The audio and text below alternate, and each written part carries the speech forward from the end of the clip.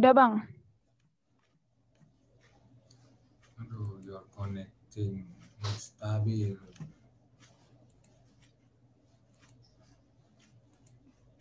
Ya. Cek, cek. Oke, kita berdoa dulu.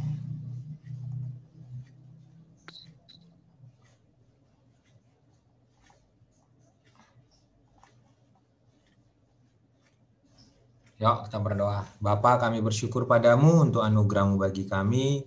Terima kasih Tuhan karena kami bisa berkumpul, bertemu dengan segala bentuk hal yang menghalangi, tapi oleh anugerah Tuhan kami bisa pemuritan. Tuhan, lindungilah kami semua, alat-alat yang kami pakai buatlah berfungsi dengan normal. Tuhan, kami mohon malaikat-Mu membantu kami dalam segala proses pemuritan kami ini Tuhan.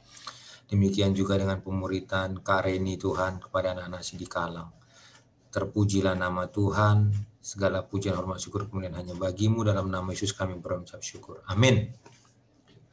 Shalom adik-adik semua. Shalom, Bang. Oke, Abang harus pastikan ada satu suara yang terus merespon, karena nanti Abang cerita-cerita ternyata Abang tidak sedang connect ke kalian. Ya, responlah dengan katakan amin. Abang sedikit ngingat yang kemarin. Ya, Yesus sebagai Tuhan, part 1, ya. Ya, kita sudah belajar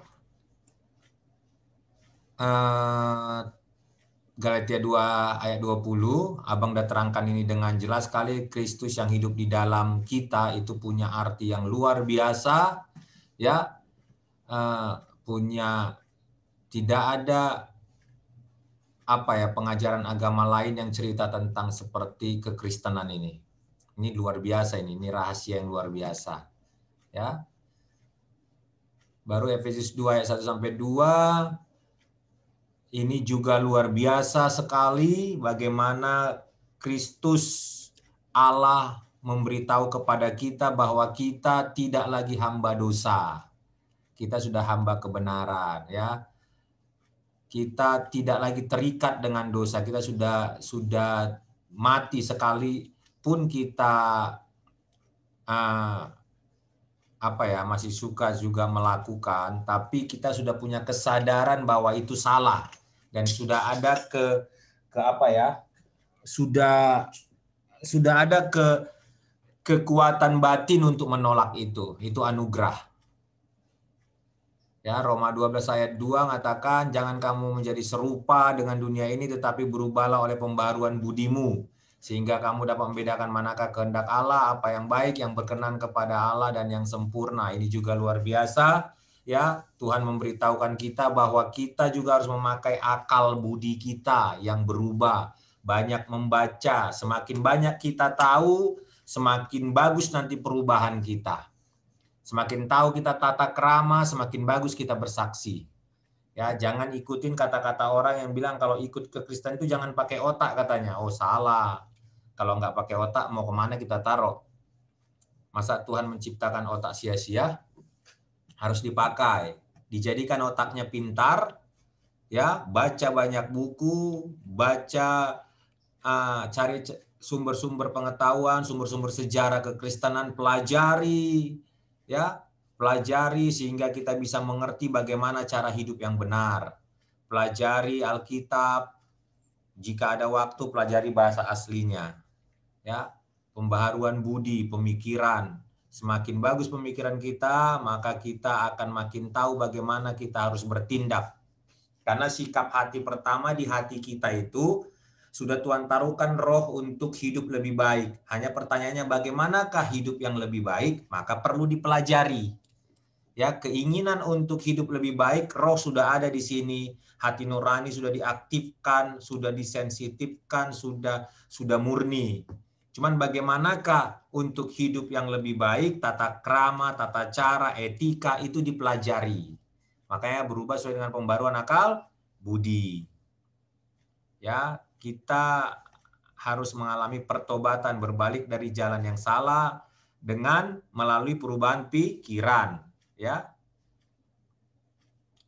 Ya, hal-hal yang terkandung dalam tindakan pertobatan ada penyesalan yang sungguh-sungguh, ada pengakuan dosa, ada tindakan meninggalkan dosa, ada tindakan berbalik kepada Allah untuk melakukan kebenaran, ada tindakan pemberesan. Yang 5 hal ini Abang berharap sudah paham sama kita semua ya. Di part 1 kemarin kita ada pelajarin itu.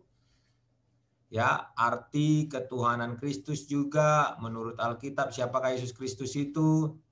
Ya, kita sudah banyak juga mempelajari ini. Kemarin kita sudah bahas di part 1. Silakan dilihat lagi part 1-nya. Ya, Abang akan upload. Malam ini Abang akan coba upload part 1. Sekarang kita masuk ke part 2. Part 2 kemarin sudah disinggung oleh pertanyaan dari teman kita ya. Menjadikan Yesus sebagai Tuhan. Dalam diri setiap manusia ada sifat yang mementingkan diri sendiri. Ya, di dalam diri setiap manusia ada sifat mementingkan diri sendiri. Keegoisan, berpusat pada diri sendiri, segala sesuatu selalu berkisar di sekeliling aku dan menghubungkan segala yang dikatakan dilakukan dengan diri sendiri. Dan keakuan, manusia menguasai segala pemikiran, kemauan serta tindakan. Pada hari-hari terakhir, ya, manusia akan lebih mencintai dirinya sendiri. Keinginan dan tujuannya sendiri yang akan melahirkan dosa dan dosa melahirkan maut. Ya, ini ada di Yakobus juga. Itu keakuan. Nah, ini kemarin Abang sudah terangkan bagaimana seharusnya kekristenan yang benar. Kristen yang benar itu adalah ini takhta di hati kita yang memimpin kita ya. Jadi jika keegoisan yang memimpin, sekalipun kita ini kalau salibnya sudah di dalam berarti sudah lahir baru. Ya. Kalau keegoisan yang memimpin, Kristus tidak memimpin di dalam hidup seseorang, dia yang menjadi munafik yang sering kita bilang Kristen duniawi. Ya, ketika butuh Kristus berdoa dengan sungguh-sungguh. Itu pun berdoa karena motivasi Kristus ingin dijadikan alat, bukan Tuhan. Karena dia butuh, dia tahu dia tidak sanggup, dia datang kepada Tuhan. Setelah dapat, dia tinggalkan lagi Tuhan. Nanti kalau butuh, dia datang lagi pada Tuhan. Ini Kristen duniawi yang begini. Ya, baru Kristen yang benar itu adalah mempersilakan Yesus bertakhta. Amin. Waduh. Shalom. Shalom, Bang. Grace. Amin. Pastikan, Grace. Kamu buka aja terus mic-nya, Grace. Oke, Bang. Oke. Abang tadi pikir Abang sudah rapture. Oke ya. Oke, Kristen yang benar.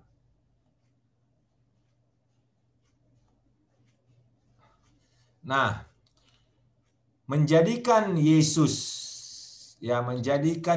sebagai Tuhan berarti menjadikan Dia yang terutama dalam hidup kita dan mengakhiri hidup yang berpusat pada diri sendiri. Ayo, katakan dulu ini sama-sama. Baca dulu sama-sama. 1, 2, 3.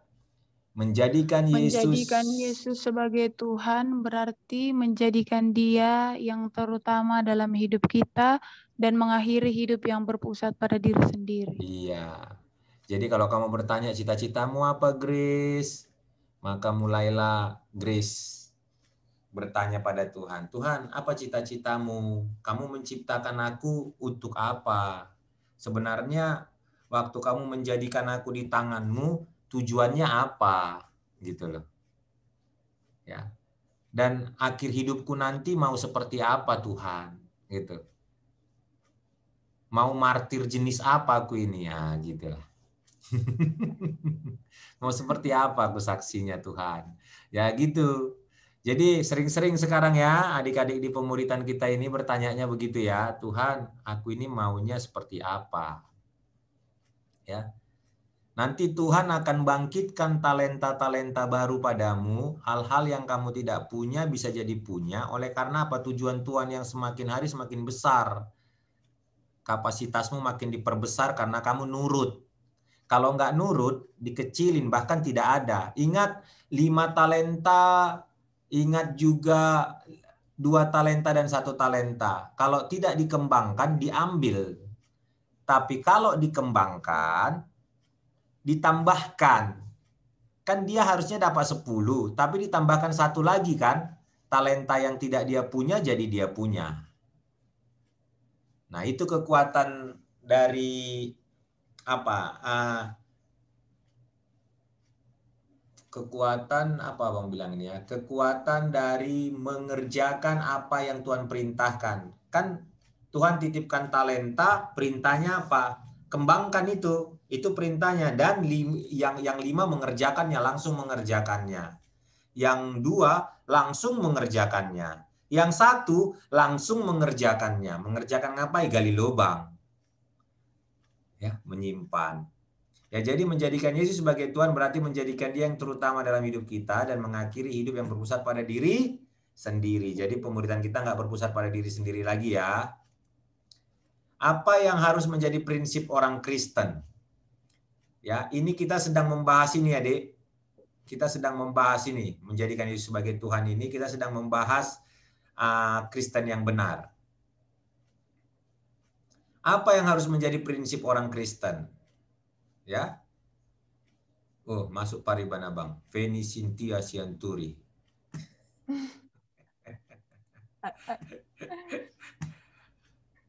Apa yang harus menjadi prinsip orang Kristen? Baca Grace. Dan Kristus telah mati untuk semua orang, supaya mereka yang hidup tidak lagi hidup untuk dirinya sendiri, tetapi untuk Dia yang telah mati dan telah dibangkitkan untuk mereka. Iya, berarti apa yang harus menjadi prinsip orang Kristen? Prinsip orang Kristen, pengikut Kristus, adalah apa? Hidup untuk Dia. Iya, itu. Ada ayatnya. Jadi pemuridan kita ini semuanya ada dasar ayatnya. Ya. 2 Korintus 5 ayat 15. Ya, jadi kalau bingung, aku ini hidup untuk apa ini? Enggak berartinya aku. Langsung cepat-cepat buka Alkitabnya 2 Korintus 5 ayat 15. Sadarkan dirinya. Disentak dirinya dengan 2 Korintus 5 ayat 15 ya. Oke, yang kedua. Silakan Grace. Namun aku hidup, tetapi bukan lagi aku sendiri yang hidup, melainkan Kristus yang hidup di dalam aku, dan hidupku yang kuhidupi sekarang di dalam daging, adalah hidup oleh iman dalam anak Allah, yang telah mengasihi aku dan menyerahkan dirinya untuk aku. Jadi, apa yang harus menjadi prinsip orang Kristen? Bahwa hidup bukan untuk diri sendiri. Iya, bahwa kita menjadi tempat baitnya Tuhan Yesus.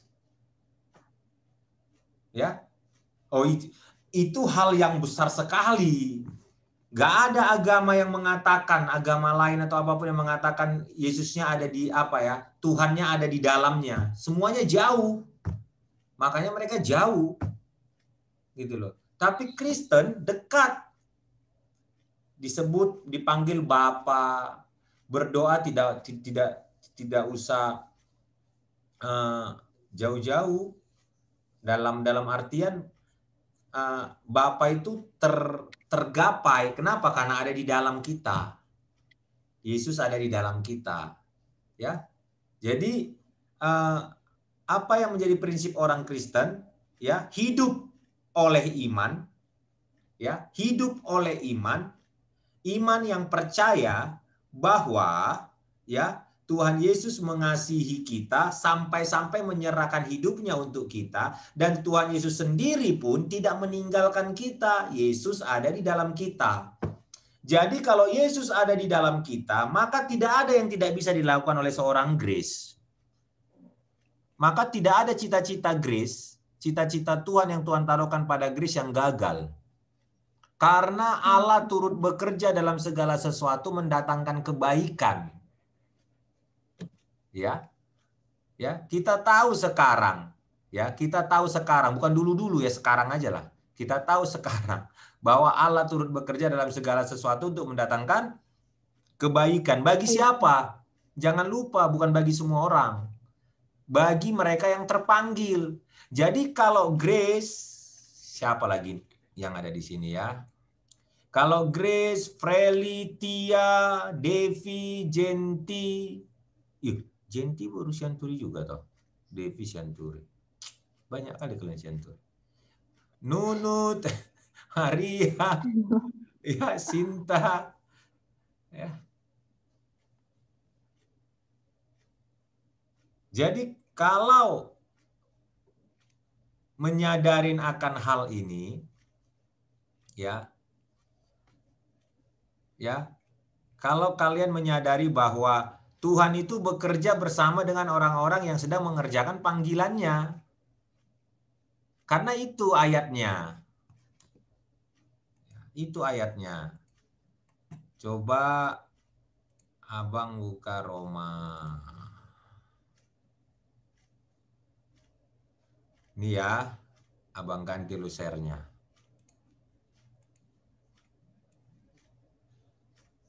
Silakan Grace. Semoga masih dengar. Salam Grace. Shalom Bang, belum kelihatan Bang. Roma berapa Bang? Sudah dengar kah? Sudah kelihatan yang abang share ini? 8 ayat 28. Belum Bang. Belum ya? Belum kelihatan Bang.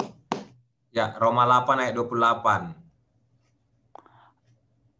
Roma 8 ayat 28.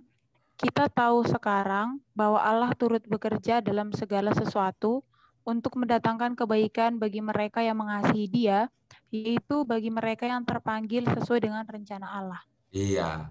Orang-orang ayat-ayat ini sering diputuskan sampai kata kebaikan. Udah stop di situ. Mau enaknya aja. Ada syaratnya, yang mengasihi Tuhan. Bagaimana mengasihi Tuhan itu? Alkitab mencatat mengasihi Tuhan itu adalah melakukan perintah Tuhan. Gitu ya. Orang-orang yang mengasihi Dia adalah mereka yang terpanggil sesuai dengan rencana Allah. Mereka yang mengerjakan panggilannya lah. Disitulah Allah turut bekerja di dalamnya. Jadi pada semua orang kah? Tidaklah.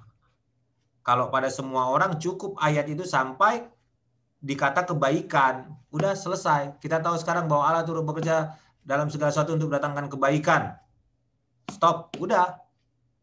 Tapi kan ada bagi mereka yang mengasihi Dia.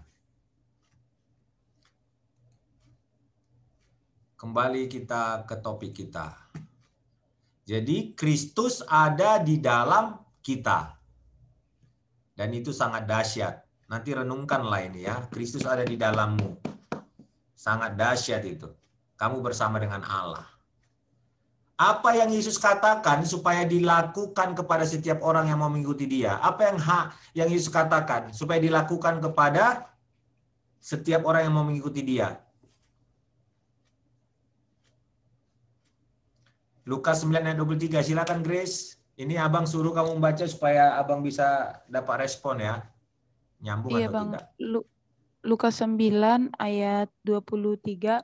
Katanya kepada mereka semua, setiap orang yang mau mengikut aku, ia harus menyangkal dirinya, memikul salibnya setiap hari dan mengikut aku. Iya.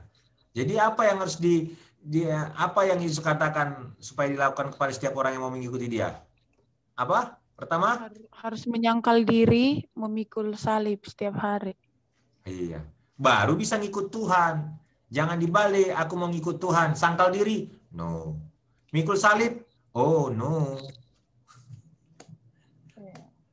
Jadi yang pertama-tama itu kalau kita mau ngikut Tuhan, sangkal diri. Sangkal semua keinginan-keinginan dagingmu.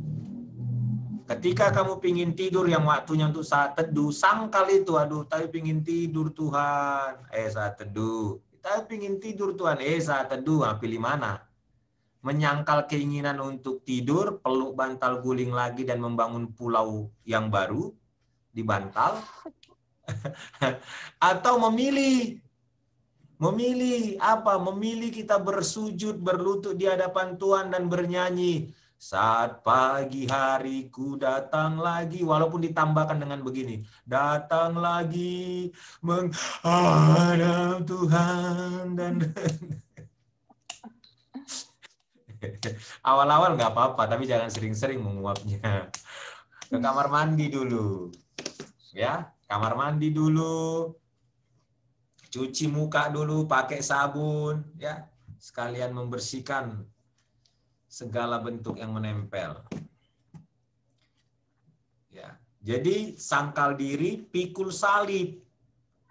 Ya, salib yang Tuhan taruhkan bagi kita yang harus kita pikul. Ya. Jadi ngikut Tuhan itu apa ya? Dibilang susah? Tidak. Kenapa dibilang susah? Abang jawab tidak. Karena Tuhan yang beri kekuatan. Dibilang tidak susah, ya susah juga. Buktinya banyak yang gagal. Ya kan? Jadi gimana Bang supaya berhasil? Orang yang berhasil adalah orang yang mengikuti peta yang Tuhan berikan. Artinya apa? Orang yang taat. Hanya itu toh yang berhasil ngikut Tuhan. Taat aja, karena Tuhan yang tahu petanya. Kita sedang berada di dunia yang gelap, tanpa Tuhan kita tersesat. Makanya Tuhan bilang apa? Apa petanya? Firman.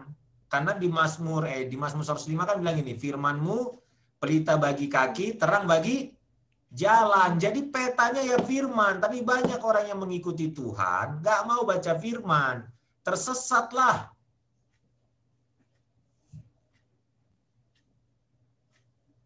Apa yang membuktikan bahwa Yesus adalah Tuhan atas hidup kita? Menurut Lukas 6 ayat 42, baca Grace.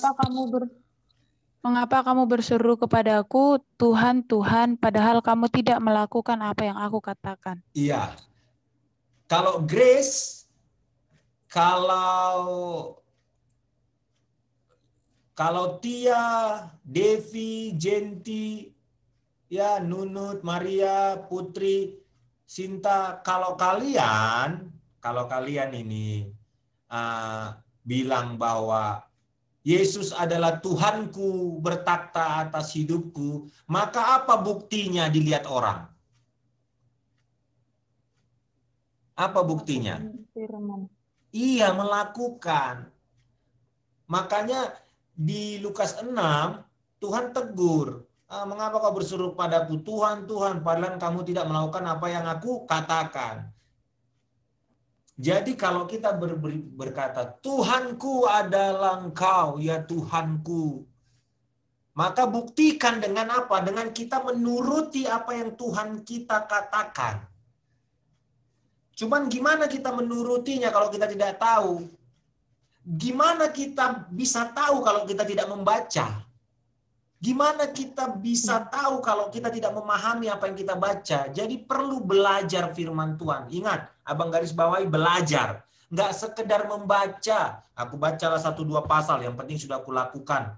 Kalau nggak dibaca merasa bersalah dia, bagus. Tapi kalau terus kayak gitu terus, yang penting ku baca. Nggak ngerti pun dibacainya terus. Nggak ada keinginan untuk mendalamin apa sih maksudnya ini. Nggak ada keinginan untuk mencari tafsirannya. Melihat ini tafsirannya catatan kakinya apa ya? Harus ada. Kalau kita membuat diri kita seorang murid harus ada. Oke, mulai sekarang adik-adik malam ini abang ingatkan lagi, catat kalian bahwa kalian harus belajar firman Tuhan. Luangkan waktu 1 jam untuk belajar bahasa aslinya. Kalau ada saat teduh pagi yang rema pada dirimu, coba klik. Kan sudah gampang sekarang. Tinggal buat di aplikasi pun sudah adanya bahasa aslinya, di Sabda, di Alkitab elektronik. Klik kanan, baru cari ini tafsirannya apa. Baca coba lebih dalam ayat-ayat yang rema. Jangan biarkan berlalu begitu saja. Ya, agar kamu bisa melakukan dengan benar karena kamu memahami. Oke? Ini. Mari kita semua baca sama-sama. 1, 2, 3. Bukti dari pertobatan adalah hidup yang melakukan kehendak Allah. Dan bukan hidup menurut kehendak diri sendiri. Yo, catat itu di dalam hatinya. Catat, ambil pulpennya, catat dalam hatinya. Oke, bukti dari pertobatan itu ya. adalah hidup yang melakukan kehendak Allah. Jadi kalau ada orang sudah bertobat, dia udah ada percaya pada Yesus Kristus sebagai Tuhan dan Juru Selamat. Wah, keren ya. Terus apa kegiatan sehari-hari? Masih tetap sama ke kedai tua. Itu mah dia hanya pingin masuk surganya aja. Jangan-jangan salah alamat dia. Dia pikir dia di surga, rupanya hanya screensavernya aja. Ketika diklik, wah, rupanya bukan. Ya, penerapan sehari-hari. Oke, perhatikan ini adik-adik ya. 1. Hal apakah yang harus kita lakukan jika kita telah mengetahui Yesus Kristus adalah Tuhan kita? Ya, contohlah bagaimana pribadi-pribadi surga memperlakukan Kristus. Oke, kita lihat di Wahyu. Coba lihat di Wahyu. 1, 2, 3. Baca, Grace. Wahyu 5 ayat 12.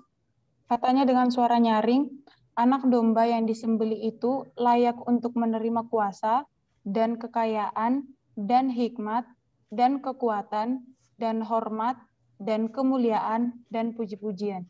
Jadi kita tahu bahwa hal yang harus kita lakukan jika kita telah mengetahui Yesus sebagai Tuhan adalah apa? Kita melakukan puji-pujian, penyembahan, ya, memberikan semua yang terbaik, ya, yang terbaik kepada Tuhan. Lihat sikap orang-orang di sorga, sikap penghuni sorga terhadap Tuhan Yesus yang mengakui Yesus sebagai Tuhannya yang ada di sana, yaitu apa?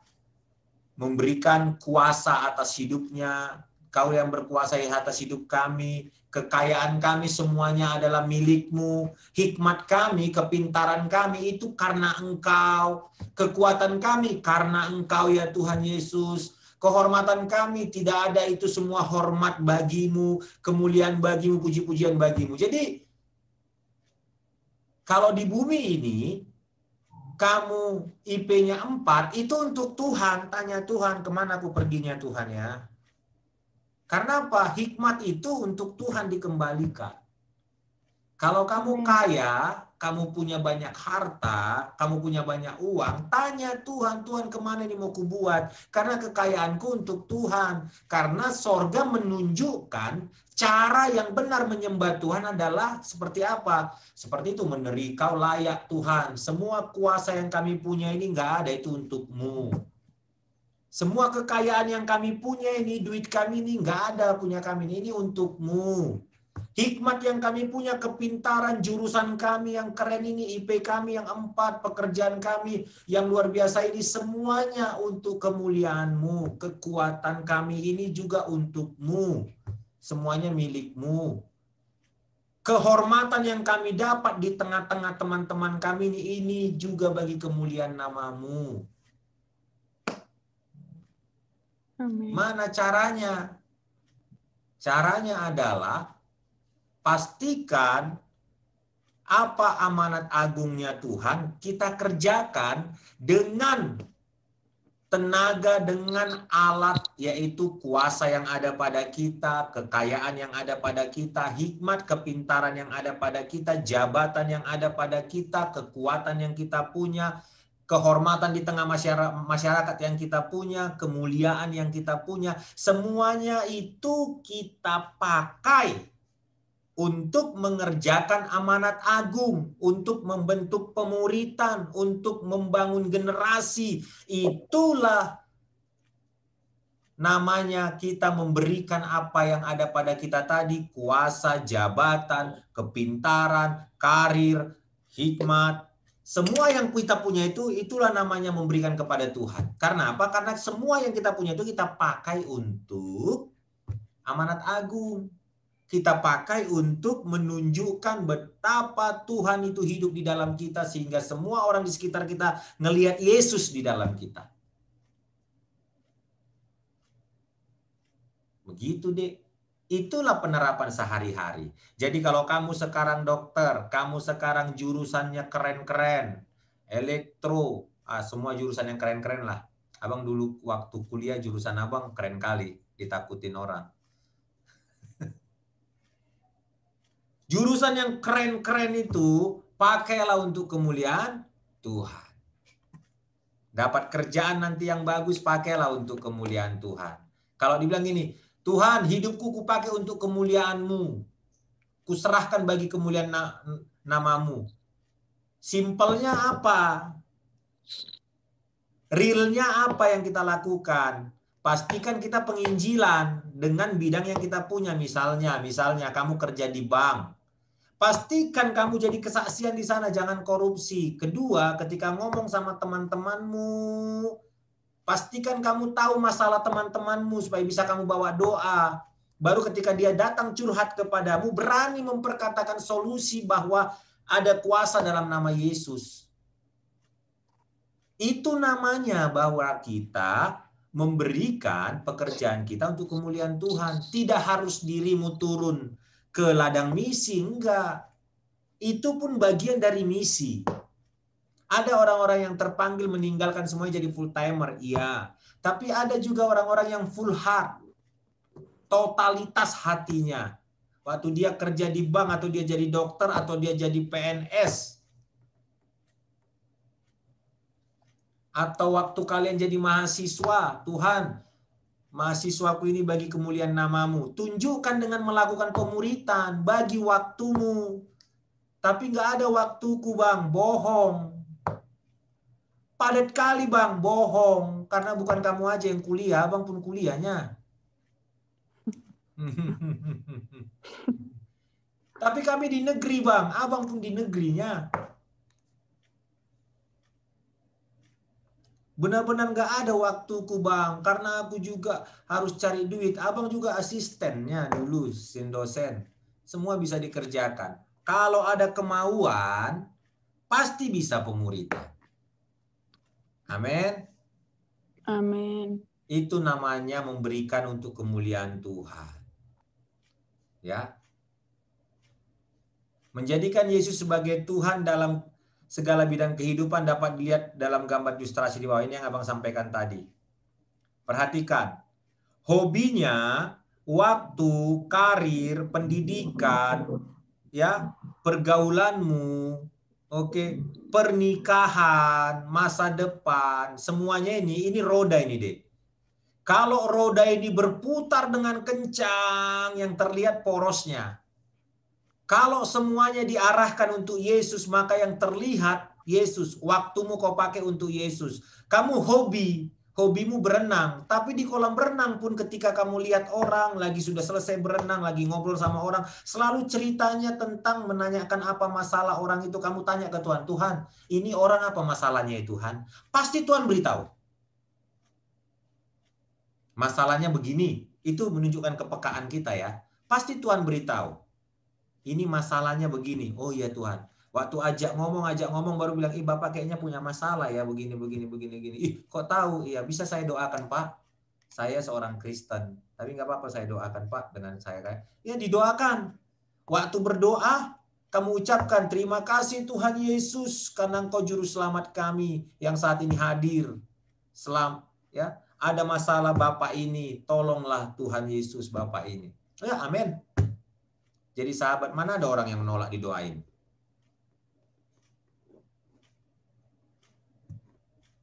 Ya, hobimu bisa jadi untuk penginjilan. Jangan terbalik, nggak boleh ngerjain hobi. Nggak boleh kita punya masa depan. Nggak boleh kita berkarir. Kenapa? Pergi aja kita langsung. Kemana? Ke misi suku. Bagus juga kalau memang panggilan. Tapi kalau tidaknya stres nanti di sana deh.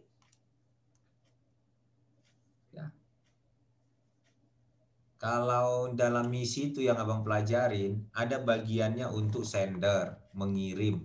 Sender ya. Kita memang punya talenta untuk mengumpulkan banyak sekali resource uang. Ya, kita bisa mengumpulkan 20-30 juta per bulan. Ya, itu anugerah yang Tuhan berikan. Dan kita berikan itu untuk misi penginjilan. Maka kita dengan orang yang berangkat satu tim, upahnya sama. Ada juga mereka yang memang tahan dalam hal berdoa.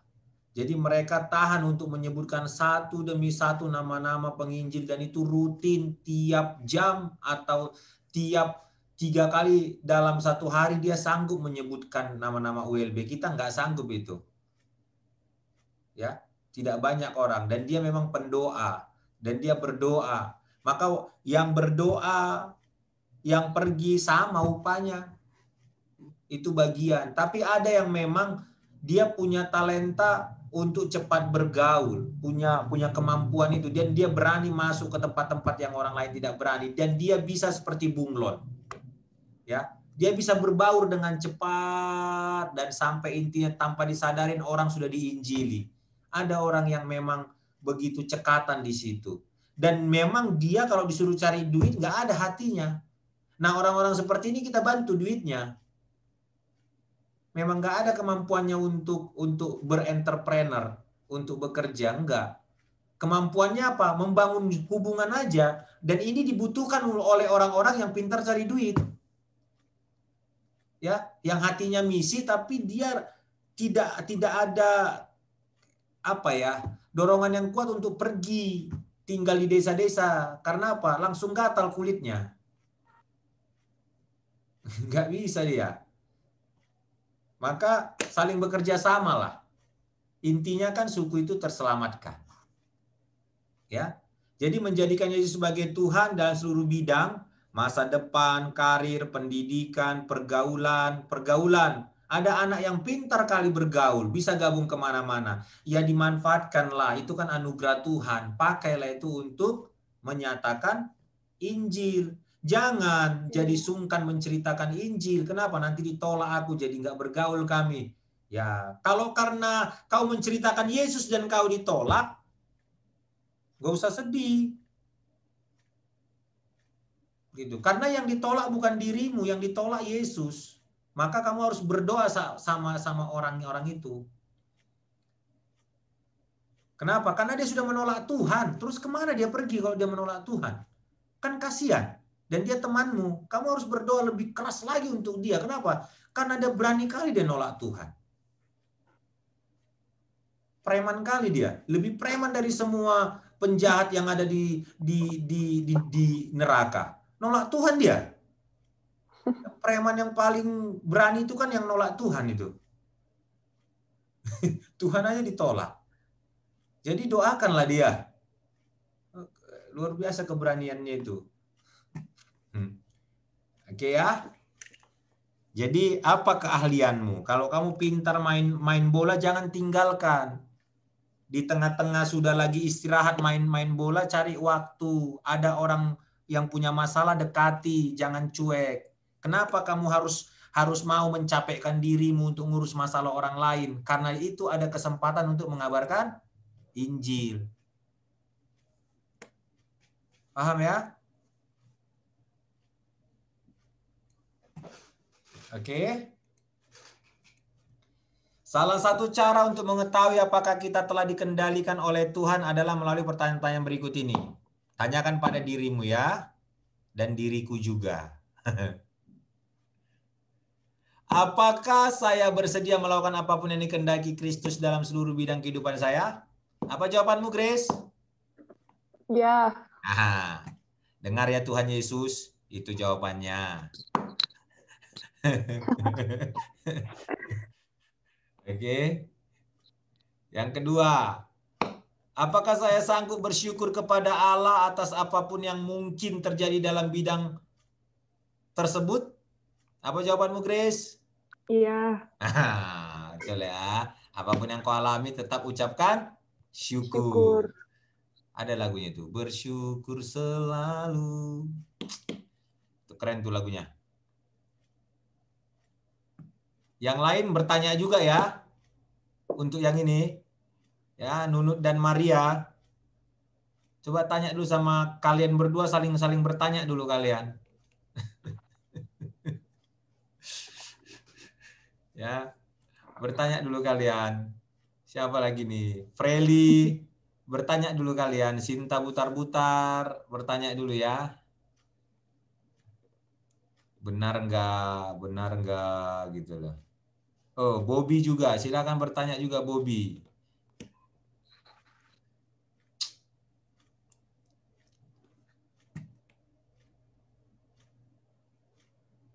Setiap kali, ini yang kedua ya, penerapan sehari-harinya. Ingatnya kalian? Yang pertama tadi nih, hal apakah yang harus kita lakukan jika kita telah mengetahui Yesus Kristus adalah Tuhan kita ya? Berarti kita berikan kemuliaan. Yang kedua, setiap kali ketika saudara mulai mengendalikan hidup saudara sendiri, saudara akan merasa tidak sejahtera dan khawatir. Bagaimana cara penyelesaiannya? Ya, kita mau ngambil kontrol dalam hidup kita, akhirnya banyak masalah sepanjang satu hari itu. Streslah kita. 1 Petrus 5 ayat 6-7. Silakan Grace. Karena itu, rendahkanlah dirimu di bawah tangan Tuhan yang kuat, supaya kamu ditinggikannya pada waktunya. Serahkanlah segala kekhawatiranmu kepadanya, sebab Ia yang memelihara kamu. Jadi apa jawabmu, Dek? Rendahkanlah dirimu. Iya. Yang kedua? Serahkan segala kekhawatiranmu. Iya. Kalau sudah kalap, sudah banyak masalah sepanjang hari itu, khawatir akan hal-hal yang akan terjadi, maka apa yang kita lakukan? Rendahkan diri, minta ampun sama Tuhan, lalu taruhkan semua kekhawatiran itu di bawah kaki salib Kristus. Setelah itu, bersukacitalah. Kalau kau yakin Tuhan memanggilmu, kamu adalah orang-orang yang terpanggil oleh Tuhan dan mengerjakan, Tuhan akan mengerjakan hal-hal yang luar biasa. Kutuk bisa diubah jadi berkat. Itulah Tuhan kita.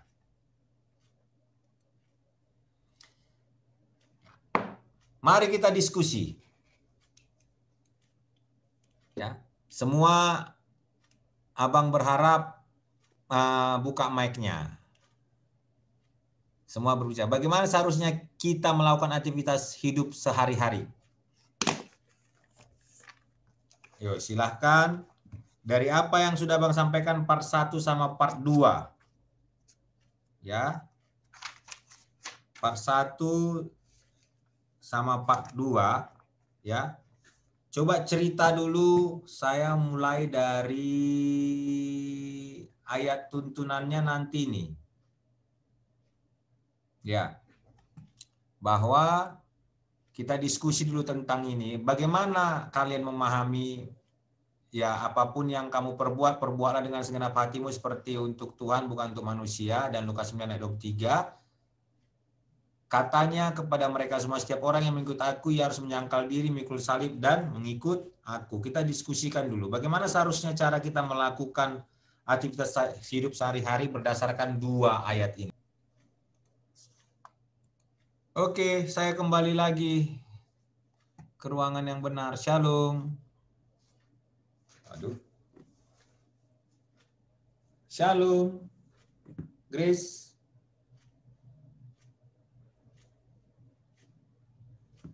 Wah. Shalom Grace.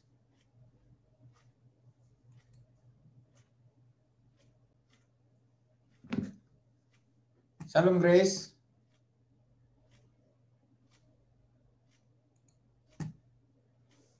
Sudah jelaskah suara Abang?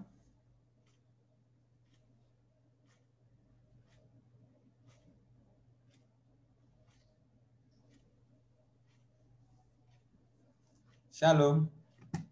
Iya Bang. Cek. Oke.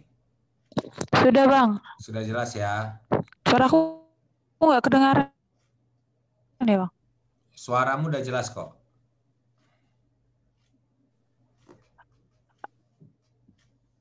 Halo Bang. Ya. Halo. Jelas kok Kak. Oke. Ya. Sekarang saya minta yang tadi ya saya minta dulu pendapat dari Ade. Nggak apa-apa, nggak usah dihidupkan apanya. Ade, kamu baru masuk Ade ya? Cek. Halo Bang? Ya, silakan Ade. Dari Kolose 3 ayat 23 sama Lukas 9 ayat 23 ya. bagaimana kamu menerapkannya dalam bidang kehidupanmu, Adik? Kolose sebentar, Bang. Ya, Kolose 3 ayat 23. Oh, abang udah nggak co-host lagi ya? Karena keluar tadi.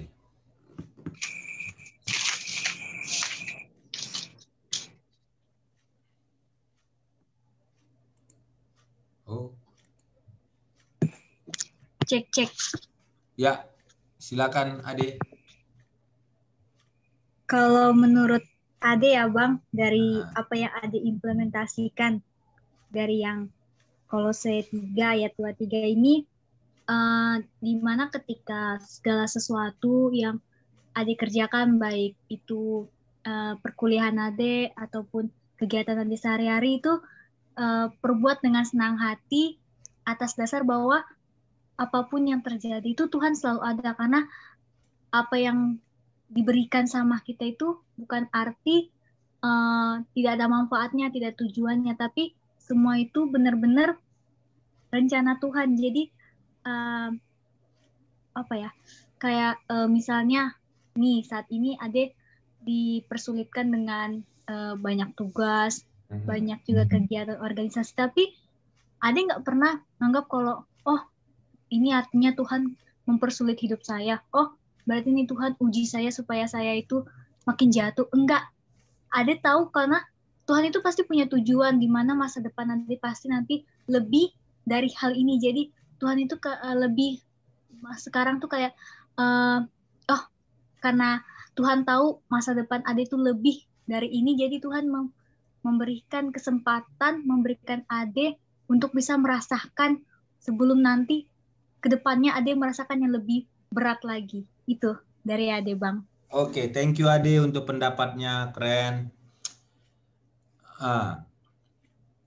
Sekarang saya mau ke Devi Sianturi. Salam Devi. Shalom, Bang. Salah nggak? Kedengaran ke, Bang? Kedengaran. Dev, Oke. salah nggak Bang. kalau kita kuliah bagus, IP bagus karena kita ingin dapat kerjaan bagus supaya nanti gajinya gede? Menurut Depi nggak salah sih, Bang. Tapi kalau misalnya dia sudah mengerti kayak gitu kan, bahwa yang dia miliki itu untuk Tuhan, ya dia bisa gunakan itu untuk jadi berkat kayak gitu. Oke. Thank you, Dev. Oke, Bang. Freli. Salam, Frel. Halo, Freli. Kristi, ini 2 orang, 1 nih. Halo, Kristi. 1 orang, Bang. Ya. Ini panggilnya Freli, Kristi atau Likris. Tergantung lah ya. Sama Freli, Bang. Freli. Oke, Freli. Iya, Bang. Jadi lupa Bang apa mau Bang tanya.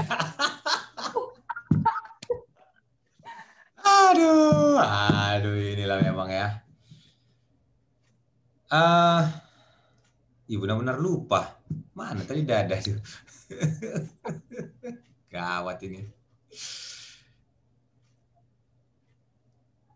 Kalau di Lukas 9 ayat 23 ya. Frel, Lukas 9 ayat 23. Seperti apa Freli bisa satu contoh lah misalnya dalam kehidupanmu Lukas 9 ayat 23 itu. Pernah nggak terjadi itu? Yang ceritanya tentang Lukas 9 ayat 23 di dalam kehidupanmu.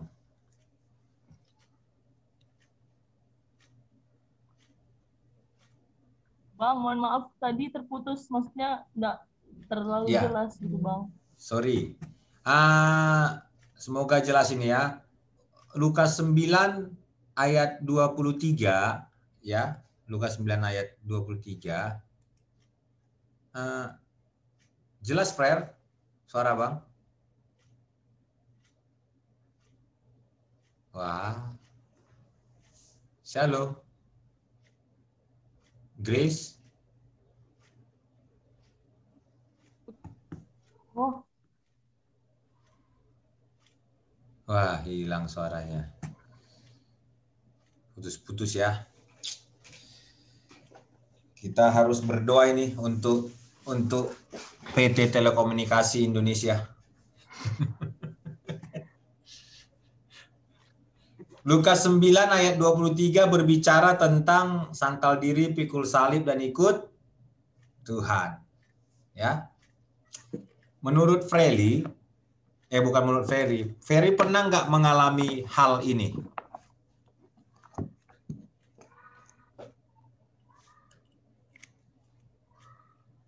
Mengalami hal yang mirip-mirip dengan Lukas 9 ayat 23. Bisa diartikan bahwa saya sedang mengalami Lukas 9 ayat 23 ini.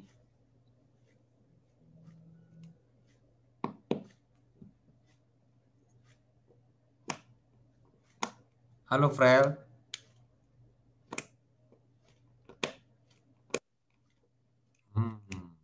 Jadi, ya Bang. ya, Halo. ya, jelaskah tadi pertanyaannya? Jelas Bang. Ya, silakan. Kalau saya mungkin belum semua gitu Bang, tapi ada satu kayak gitu yang saya alami lah kayak gitu di hidup saya, dalam mungkin menyangkal diri. Mesti ketika saya saat ini pun ada di dalam organisasi, maksudnya dalam PMK, itu saya sudah ibaratnya membawa diri saya kayak gitu untuk diproses Tuhan di dalamnya kayak gitu. Yang seharusnya saya bisa bebas kayak gitu Bang. Maksudnya bebas dalam arti bisa melakukan segala sesuatu yang ikut teman-teman saya kayak gitu. Maksudnya have fun dan segala macam gitu Bang. Jadi ketika pun saya dalam PMK, saya dibawa lagi PMK pun saya mengerti yang tes. Cek Bang. Masuk ke Bang, soalnya di sini masuk. Mantap. Bang. Bagus kok suaranya. Lanjut. Iya.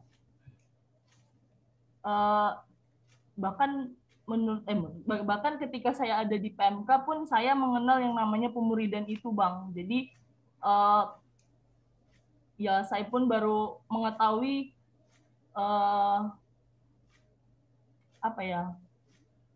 tentang keselamatan pun itu di dalam ketika saya masuk dalam kuliah kayak gitu Bang. Jadi hidup saya berubah ketika saya ada di dalam perkuliahan, termasuk ketika saya juga ikut dalam proses di PMK. Namun kalau untuk secara keseluruhan ya masih banyak mungkin hal-hal yang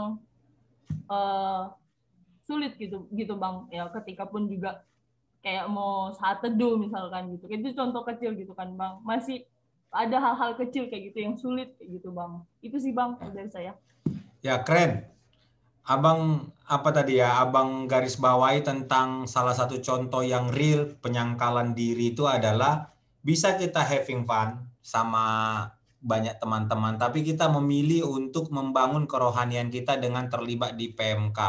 Itu salah satu bentuk penyangkalan diri, salah satu bentuk untuk pikul salib. Kenapa Abang bilang juga pikul salib? Karena ketika kita memilih di PMK, kita ketemu dengan garam sama garam, banyak darah tinggi di PMK itu.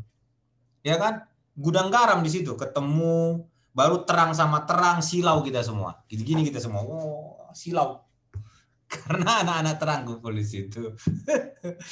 Dan kita banyak itu, kita bertahan di situ, kita belajar memaklumin anak-anak Tuhan yang ada di sana, yang kita sadarin bahwa semuanya masih masa pertumbuhan, ya. Kita banyak dikecewakan sama anak-anak Tuhan jauh lebih sakit daripada dikecewakan atau disakitin sama anak-anak dunia yang biasa gitu loh, ya. Itu Itu salah satu bentuk kalau kamu tetap bertahan di PMK, tetap masuk dalam pembentukan, pemuritan, itu salah satu bentuk memikul salib juga. Ya. Itu hal yang real lah yang adik-adik rekan-rekan pelajari. Di dalam kelompok pemuritan kalian ini juga pun gesekan pasti ada. Ya, tapi yang bertahanlah yang akan memakan buah kehidupan, yang menikmati firman. Gitu.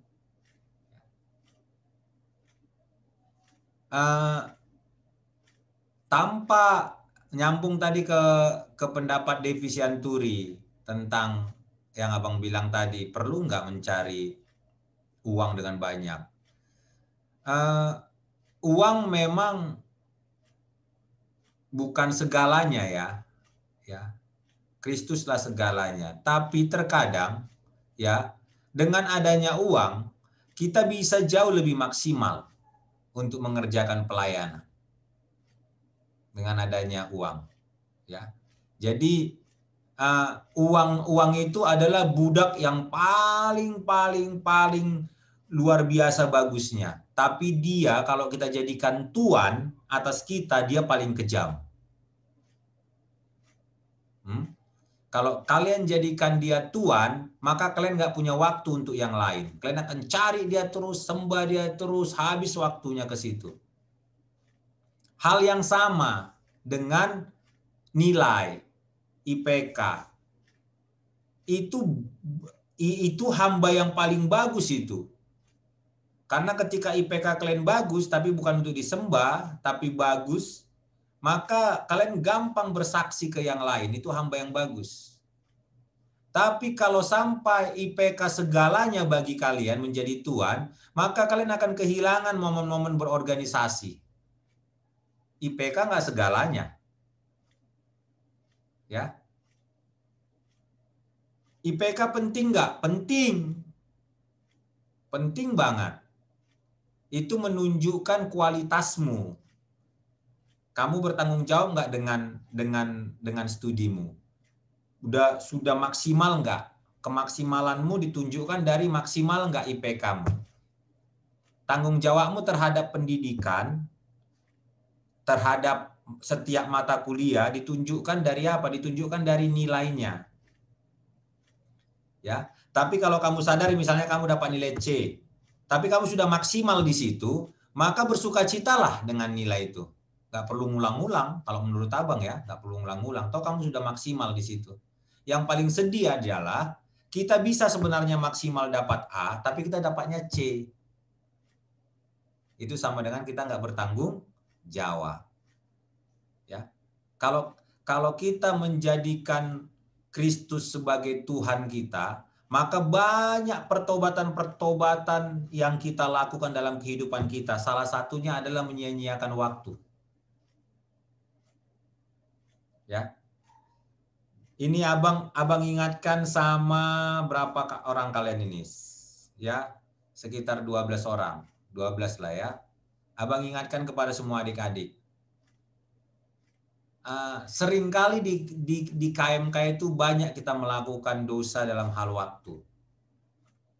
Ya, kita berpikir dengan ketemu dengan orang-orang yang seiman, serohani, ya, berbicara, ngobrol-ngobrol dengan mereka, oke.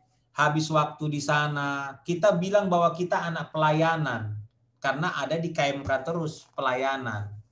Tapi waktu dilihat hasil akhirnya, nggak ada jiwa satupun yang dimuridkan, nggak ada jiwa satupun yang bertambah, tidak ada karakter kita yang bertumbuh. Abang dulu pengurus PMK, juga memegang divisi di pelayanan ministry Sion. Ya. Selama abang di kampus, sebelum abang masuk ke kampus pun abang sudah ikut pelayanan di pelayanan bimbingan belajar. Ya. Kenapa abang tidak maksimal di kuliah? Itu karena apa, Dek? Karena abang merasa abang sudah pelayanan ketika hadir di tengah-tengah orang-orang pelayanan. Ya, padahal sebenarnya ngobrol-ngobrol entah apa-apa aja diobroli pun, tapi ngerasa bahwa kita sudah pelayanan di tengah-tengah orang-orang pelayanan. Hasilnya ya nggak ada sebenarnya. Malah yang terjadi tugas kuliah nggak dikerjakan, pergaulan sama sesama teman-teman yang lain tidak nambah, gitu loh. Kita jadi jago kandang karena kita tahunya hanya sesama teman pelayanan. Abang ingatkan sama kalian bahwa maksimalkan PMK kalian dengan program-program yang handal.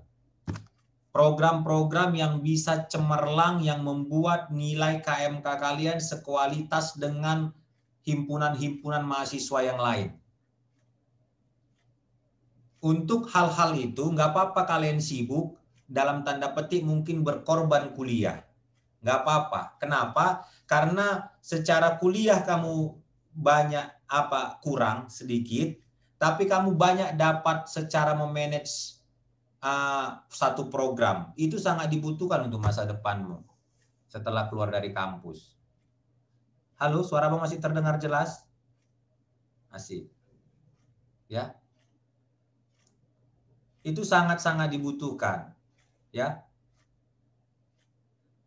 Kamu bisa tunjukkan Kristus menjadi raja di dalam dirimu ketika beraktivitas positif.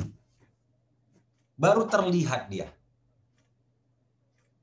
Satu program yang bagus, program panitia Natal. Bagaimana mencari dana di sana. Itu banyak sekali terbentuk.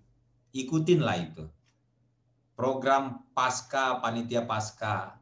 Tapi kalau sekedar ngobrol-ngobrol, datang ke sekre KMK, ngobrol sana sini, cekakak-cekiki di sana sini, lupa ngerjain tugas, habis waktunya, aduh sayang sekali itu deh. Gitu. Maksimalkanlah dengan membuat program. Kalau abang sarankan, kalau kalian ini banyak pengurus PMK kan, buat banyak program. Nanti tersita waktuku kuliah bang. Kadang tersita waktumu di kuliah, kamu kejar, seadanya memang nilaimu, tapi kamu dapat EQ yang luar biasa. EQ, pergaulan, memanage satu program, menyelesaikan satu proyek. Nanti di dunia kerja kamu lebih melejit dari orang-orang yang IP-nya tinggi.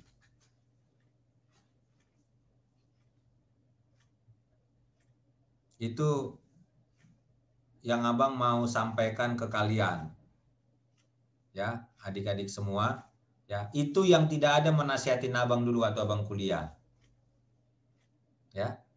Abang berpikir dengan abang datang kunjungan ke teman satu kos, teman satu pelayanan dan cerita sampai 2, 3, 5 jam tentang hal-hal rohani. Ya memang satu sisi bagus, ya tapi itu terus dilakukan sehingga abang kurang bergaul dengan teman-teman abang yang satu jurusan, satu fakultas, kurang bergaul sama mereka sehingga ketika sekarang abang di dunia kerja, mereka itu sebenarnya potensi-potensi yang bagus untuk menunjang karir. Tapi karena tidak pernah bergaul, malah kita taunya hanya sesama kita saja. Jadi kita mau bersaksinya kemana? Abang sekarang nggak bisa bersaksi ke teman-teman abang yang seangkatan abang. Karena nggak pernah dibangun pergaulannya sama jurusan. Jadi satu sayapmu adalah sayap untuk berbicara tentang ini visi giving ya. Satu sayapmu adalah sayap yang berbicara tentang apostolik, penginjilan. Hatimu kuat sekali untuk bagaimana Injil masuk. Tapi sayapmu yang satu lagi berbicara tentang profesionalitas. Ya. Ini semua anak-anak giving toh, anak PA-nya Grace, ya visinya kita itu adalah, ya kalian itu salah satu misinya kita kan kalau kalian ngikutin itu ada nomor 3, ya kewirausahaan, oke? Ya. Kalau Kristus raja di dalam dirimu, lihatlah ketika Allah menjadi raja di dalam dirinya seorang Abraham. Abraham itu entrepreneur. Orang yang lahir di rumahnya 250 lebih laki-laki yang diajak perang kalah beberapa raja. Abraham itu lebih dari raja kemuliaannya. Gitu juga dengan Ishak, gitu juga dengan Yakub. Begitu juga dengan Daniel, Sadrak, Mesak, Abednego. Contoh-contoh dia. Begitu juga dengan Yusuf. Raja itu memerintah di dalam hati mereka. Ya, hati mereka itu seperti Yusuf menyelamatkan dunia gitu loh. Dari bahaya kelaparan dipimpin oleh roh Allah. Tapi bagaimanakah Yusuf untuk mengatur, memanage selama 7 tahun tidak dihambur-hamburkannya padi, hasil panen, itu kan dikelola secara profesional. Ya kan? Tapi hatinya misi. Gak gampang sakit hati. Dan dikecewakan menjadi budak 17 tahun kalau nggak salah itu. Gak sakit hati dia. Dia anggap itu proses dari Tuhan. Itulah kekristenan sejati, itulah Kristen yang sejati itu. Tidak berbicara tentang kesenanganku, enggak berbicara tentang apa maunya Tuhan. Jadi gini, satu sayapmu itu berbicara tentang hatimu untuk kemuliaan Tuhan. Apa itu? Bahwa dirimu untuk apa Bang bilang ya?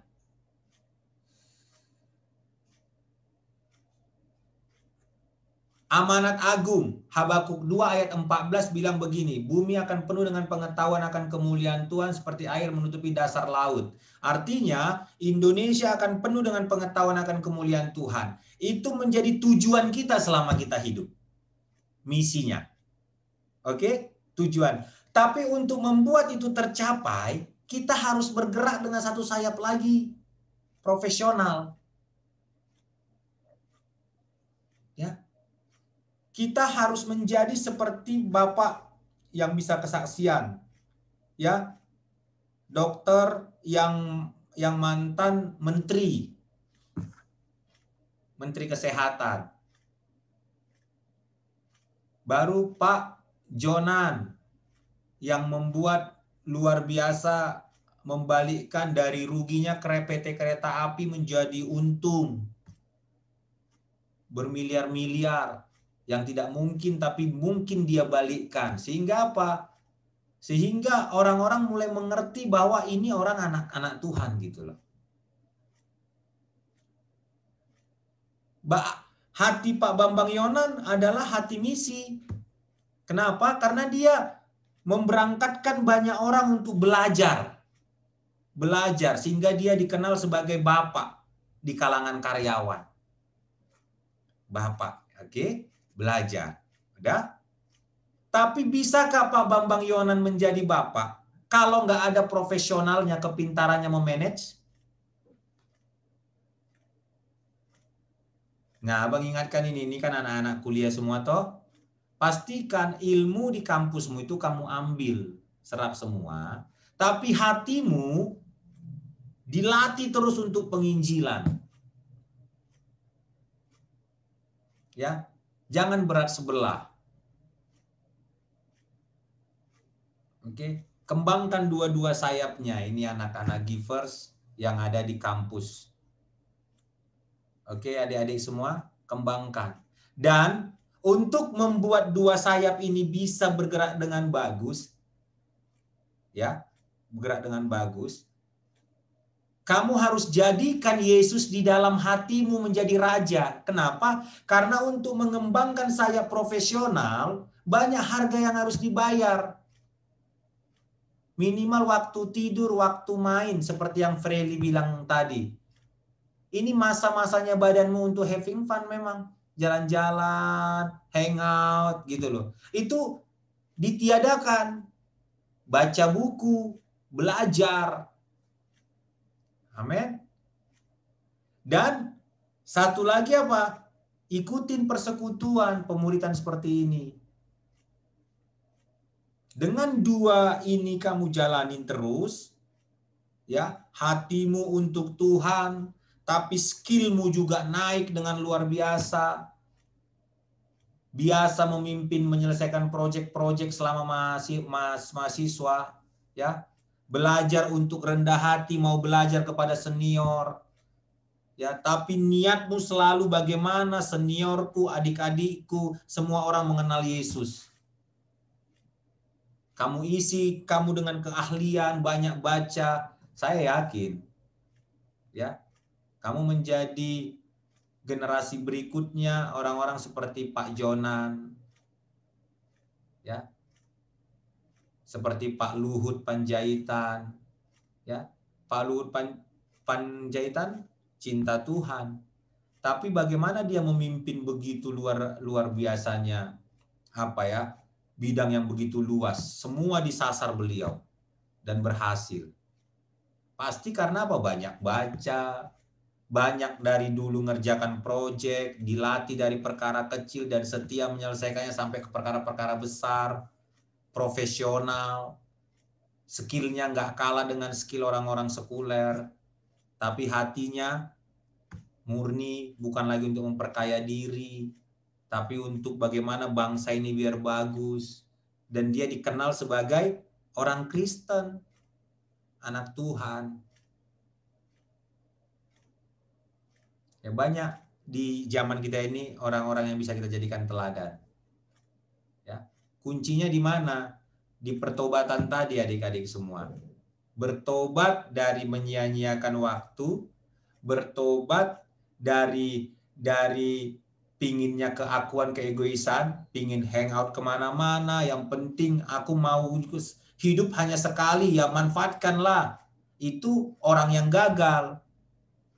Tapi kalau orang yang berhasil, hidup hanya sekali, maka aku harus maksimalkan. Karena hanya sekali hidup itu, maka aku harus maksimalkan. Itu orang yang sukses, orang yang benar.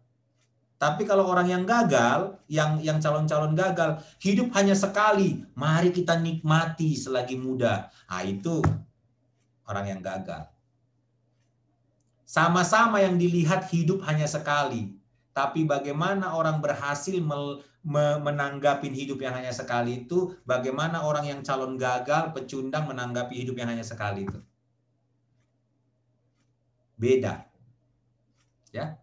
Kalau orang yang berhasil tadi, hidup hanya sekali, maka maksimalkanlah, tidak ada kesempatan kedua. Maka setiap waktu, setiap kesempatan harus buat terobosan. Nah, itu orang berhasil. Tapi kalau orang yang gagal, hidup hanya sekali. Ayo kita nikmati selagi muda. Hanya sekalinya kita menjalani masa muda ini, enggak dua kali. Ayo puaskan. Nah, itu orang yang gagal. Yang pertama tadilah yang menjadikan Kristus di dalam dirinya. Dia sangkal semua keinginannya. Dia pikul salibnya, jeri lelah, letih badan. Dia lihat teman-temannya, enak kali mereka ya, kongko-kongko, main gitar, pergi ke klub. Enak sekali, kamu sangkal, kamu pikul salibmu. Nanti kamu akan menikmati. Amin. Itu aplikasi dari Yesus sebagai Tuhan dalam hidup kita, ya. Ya. Pasti sukses. Oke, adik-adik semua, tidak semua bisa Abang tanya. Satu-satu memberikan pendapat karena waktu. Jadi temukanlah. Abang masih di-share nggak ini? Enggak lagi ya? Bisa dibuat security-nya, bisa share screen deh.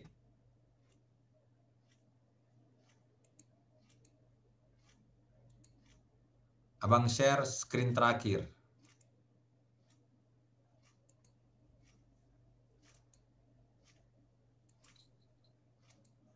Dia bisa alih Karena Dek. Siapa yang host? Hostnya. Oh, si Tia. Tia buatkan Abang co-host. Oke, nih perhatikan Dek.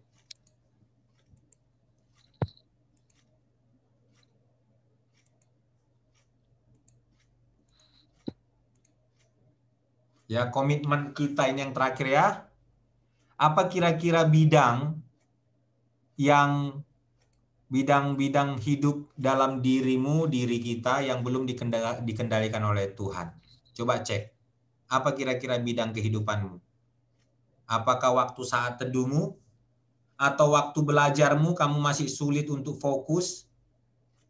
Ya, belajar, cari tahu di internet bagaimana caranya supaya bisa fokus belajar, bagaimana caranya supaya bisa tahan membaca lama. Temukan itu. Ya, jangan menyerah. Ciri khas yang menyatakan bahwa Tuhan ada di dalam kita bertakhta adalah kita tidak gampang menyerah. Yang kedua, dan siapkah rekan-rekan untuk mengambil keputusan untuk mengizinkan Kristus mengendalikan dalam bidang kehidupan tersebut sesuai dengan yang telah diajarkan di atas. Jadi semua tadi yang sudah Abang ajarkan, part 1 sama part 2. Jika kamu malas saat teduh, belum bisa saat teduh, mau enggak berkata, demi Yesus Kristus, Raja di atas diriku, aku akan menolak rasa ngantuk ini. Walaupun awal-awalnya pening, tapi kau niatkan terus, sampai 7 kali, 8 kali, 9 kali berturut-turut, akhirnya biasa. Baca firman Tuhan juga gitu. Aduh ngantuk, cuci muka, baca lagi, masih membaca 2 kalimat, ngantuk lagi, cuci lagi muka, paksakan terus. Sampai kamu menjadi kesukaanmu adalah membaca Alkitab.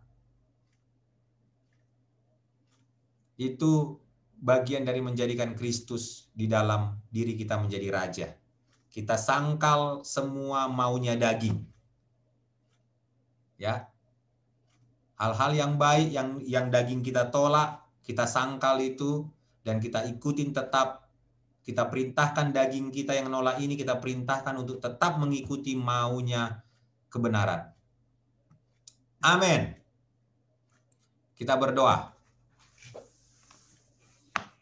Bapa, kami bersyukur kepadamu untuk berkat-Mu bagi kami sharing Tuhan, bagaimana kami harus hidup sesuai dengan kebenaran firman-Mu dan menyadari bahwa Kristus Yesus ada di dalam hati kami, bertakhta di dalam kehidupan kami. Terima kasih Tuhan. Terima kasih Bapa, terima kasih Yesus. Kami juga berdoa, kuasa-Mu bekerja juga Tuhan dalam seluruh kehidupan kami. Engkau menjamah dan mengurapi kami Tuhan. Bapa, kami berdoa, biarlah kami menjadi pribadi-pribadi yang punya kekuatan untuk menyangkal diri, memikul salib, dan mengikuti Engkau Tuhan. Terima kasih Tuhan, jadilah Tuhan dan Raja dalam kehidupan kami. Semua keegoisan dan keakuan kami taruhkan semua di bawah kaki salib-Mu. Engkaulah yang memimpin kami. Terima kasih, kami minggu depan akan belajar lagi kebenaran firman-Mu. Tuhan yang taruhkan komitmen di hati kami untuk kami terus setia Tuhan belajar. Di dalam nama Yesus kami berdoa dan mengucap syukur. Amin. Oke, saya serahkan kepada Grace.